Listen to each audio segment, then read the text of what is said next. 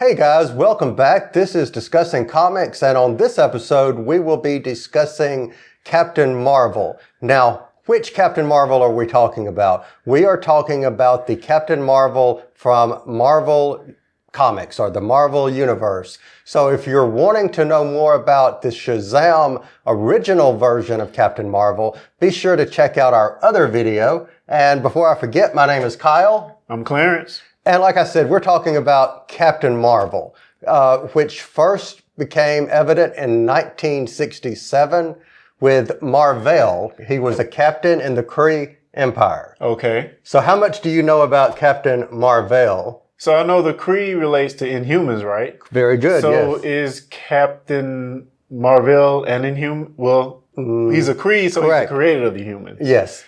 Interesting. So basically look at it like this. You have a sympathizer. He was in the Kree military. He had the traditional Kree uniform in his original appearances.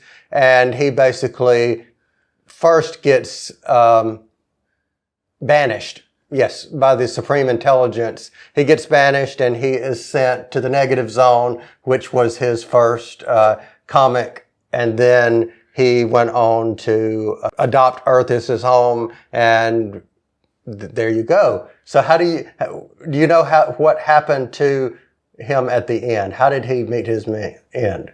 No, but I'm sure you're going to tell me.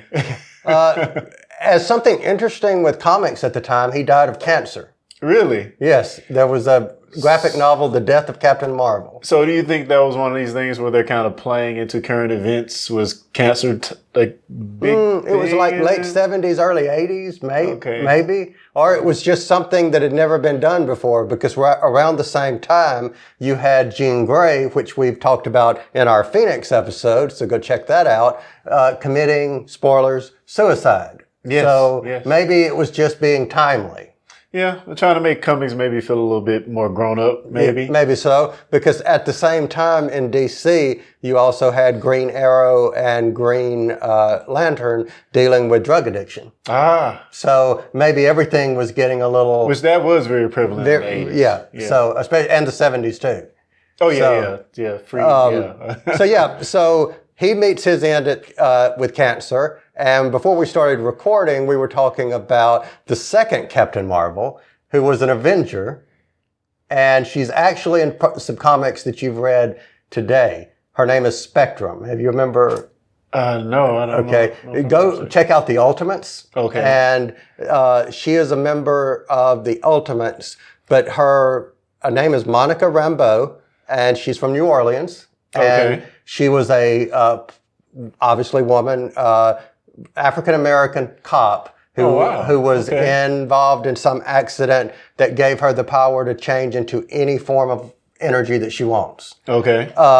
She was my introduction to that Captain Marvel. I was not old enough to read comics when the original Captain Marvel was around. Captain Marvel was the first one. Died. And then this lady from New Orleans, another Captain Marvel. Correct. So before we go too deep into the current Captain Marvel that we all know, how does this relate into the DC character of the same name? Just briefly, because we're going to go into more into the DC video we're going to do. Okay, so... And the naming specifically. The naming specifically. Well, Marvel, of course, wants to have a Marvel character named after their company, so it makes sense that they would want to license a character named Marvel. Captain Marvel makes more sense than saying, well, Captain America, but you get my, you get my point. You know, it's named after your own company, whereas you wouldn't want to have, obviously, Captain DC, because that really wouldn't make sense. However, that being said, one of the things with them keeping the trademark is there had to be, every so often in publication, a character named Captain Marvel. Gotcha. So they kill Captain Marvel. So then a couple of years later, here comes Monica as Captain Marvel. And then a couple of years later, she gives up the name to a new character, Genisvale, who was the son of Mar-Vell. Okay. Who she then said, here, take the name. And he became Captain Marvel. So obviously DC had prior art with that name. How did Marvel actually get rights to using it? Okay. Well, because this was 39 for the 1940 for the original Captain Marvel. So again, check out our other video. But long story short, Company A and Company B had an argument over who owned what or who was more popular, intellectual rights, things that we see today. Okay. So if I am stuck in legal mumbo jumbo and no one has used this name in X amount of time, you come in and you say, oh, well, I'm going to now be discussing comics and I can't use it anymore. Okay, makes sense. Just yeah. Sort of like this whole Apple and Android thing and all these patents. And, whose patents is who? Who created what? And who's the intellectual property? And would you really even care if you weren't making money? Well, the thing about that I really want to kind of harp on is, of course, in 2019, we have 2 movies coming out. Okay. Shazam, and a month later, Captain Marvel. I think Shazam is going to be first. But you are going to have sort of this same vibe. What if the DC... Well, their characters are not even anywhere similar. I know they're nothing similar. All right. But just purely from a naming point of view, what if they choose the name? Do they have the option to choose it? No, they don't. They do not. Why? Legal standing. Legal. But they came first. They came first, but I may own something, but just because I came first with that idea, if you own it now, I can't use it unless I pay you to use it. I don't know. Or get your permission to use it. I think they have grounds to sue over that name. And I'm sure they've litigated this to Hades and back already, but it just seems like since it came first. I agree. And they have movies and stuff already that came first. Comics that came first. But if more people know this character as Shazam, okay, and assume that the character's name is Shazam, okay, wouldn't it just be Shazam? I digress. And for more on that, check out the other, because we'll continue this conversation on that episode. But let's talk some other Captain Marvels. Okay, back to Captain Marvel. Marvel in the DC. In the Marvel. So Captain Marvel, the Captain Marvel from New Orleans, and where does Carol Danvers play into this picture? She's like a parasite. She is just like over there in the corner, just trying to take the spotlight the whole time. Oh, wow. Basically, if you didn't know, I don't like Carol Danvers that very much. And if you're a Carol Danvers fan, please give us some comment, some feedback. Tell me why I'm wrong. But if you've read Civil War II, you'll understand that why I don't like Carol Danvers. But I will say that I have read the latest, even though I said I wasn't going to read anything about Secret Empire. Uh-huh. She feels bad, and I like that. That was like cool. But yeah, she factors in. There have been another Captain Marvel in there as well. There's been a Skrull imposter that's been a Captain Marvel of Marvel. But there's also been Phyla Vale, who is also a daughter of the original Marvel, who's been Captain Marvel. Okay. And now we have Miss Marvel, who was created back during the original Captain Marvel years, who has now taken over as Captain Marvel. So confusing. And we have another Miss Marvel. And we have another Miss Marvel. Which is an Inhuman. She is an Inhuman who just was a fan of Carol's and took that name up because she was a fan of Carol's, and Carol became Captain Marvel and she became Miss Marvel. So Carol is... You said Parasite when I mentioned her name. Yeah, I was just being facetious. Oh, well, you were talking, of course, about... So does she have any inhuman abilities? Where does her powers come from? Her powers basically were the same thing as his powers were.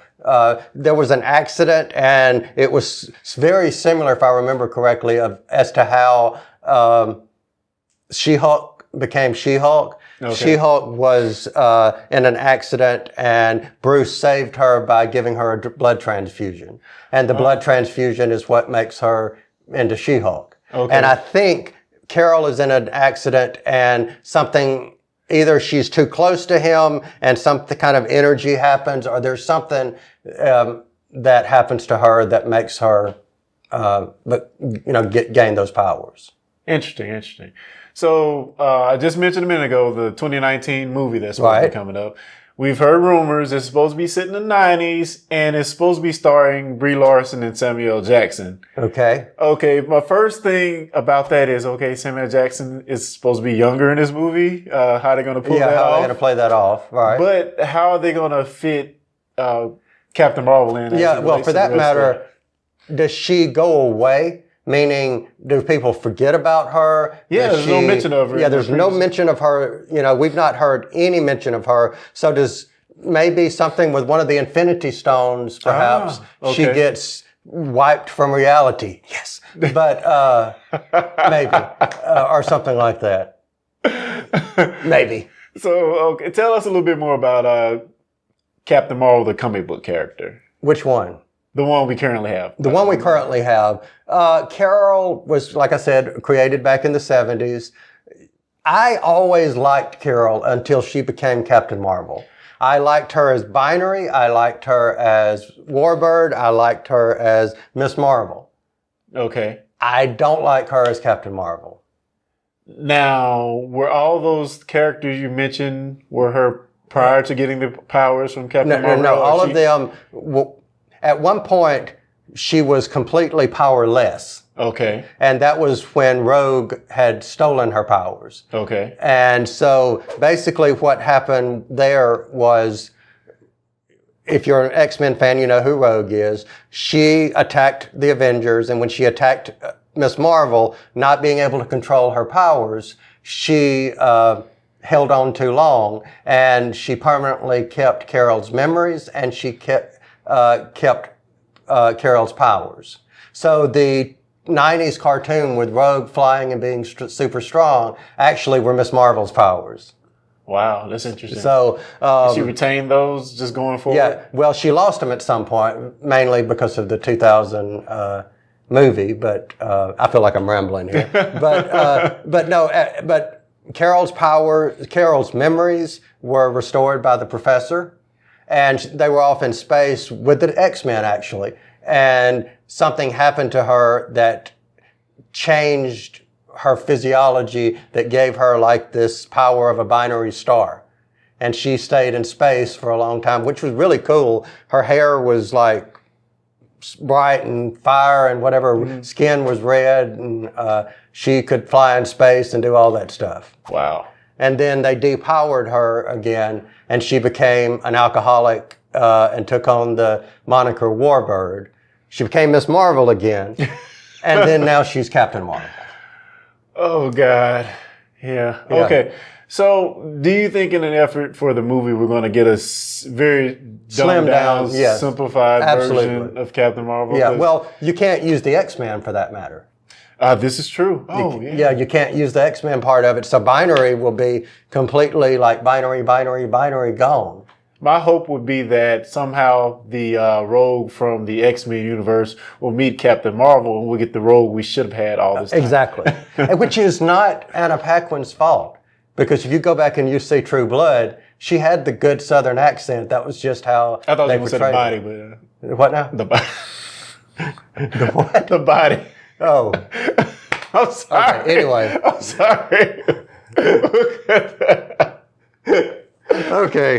Anyway. Get your mind out of the gutter. Where were we? I don't know, but you're embarrassed now. So any other things about Captain Marvel you want to talk about? No, I think we've run the gamut. All right. So that's pretty much it with Captain Marvel for the Marvel Universe. I hope this movie proves me wrong. I hope it just says, oh, she's a fantastic character, and I'm 100% wrong. Yeah, I mean, it's interesting that we're going back to the 90s. I think that'll be kind of cool to see how they stylize what we think of the 90s. Yeah. And I heard somebody make another good point. They said that the 90s probably was the last decade that's very distinct. Because think of 2000s. Is there anything in the 2000s that really feels distinct to you? And it could be because it's so recent in memory. But No. definitely the 90s had things about it that felt very 90s. And again, is it because it's far away? You know, Who knows? because the only thing I think of when you say 2000 being in Mississippi, I think Katrina. Yeah, true. You know, that's really the only thing that really pops into my head is Katrina. Yeah, again, it may be because it's so close. Close, maybe. 'Cause I'm pretty sure people will start pointing to iPhones and stuff like that as There you go. part of the 2000s. Yeah, wait till CNN comes out with "This is the 2000." So, all right. Well, anything else with Marvel? No, I think we're good. All right. Well, make sure to subscribe to the channel. We appreciate you watching, and we will be back.